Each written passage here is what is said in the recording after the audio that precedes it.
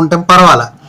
చెడు వ్యసనాల వలన, చెడు స్నేహితుల వలన, వాళ్ళ పక్కన స్నేహితుల వల్ల కూడా మీ జాతకం మంచిదై ఉండొచ్చు, స్నేహితుల వల్ల కూడా మీరేమవుతుంది ఇబ్బందుల్లో పడే అవకాశాలు ఉంటాయి. అవి తల్లిదండ్రుల నుంచి మీరు దూరంగా ఉండడానికి పరిస్థితులను సృష్టిస్తుంటాయి. అది జాగ్రత్తగా పెట్టుకోండి. 6వ స్థానంలో కేతు వల్ల అనారోగ్యాలు, 12వ స్థానంలో ఇవి గుర్తుపెట్టుకోండి.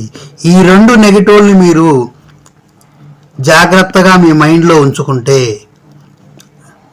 గౌరవం 3, అవమానం 4 ఉంది కదా, అవమానాల్ని తగ్గించుకోగలుగుతాము, గుర్తుపెట్టుకోండి.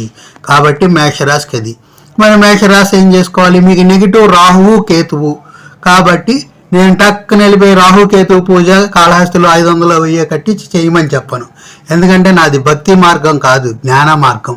మీరు చెయ్యాలి, ఏం చేసినా మీరు చెయ్యాలి.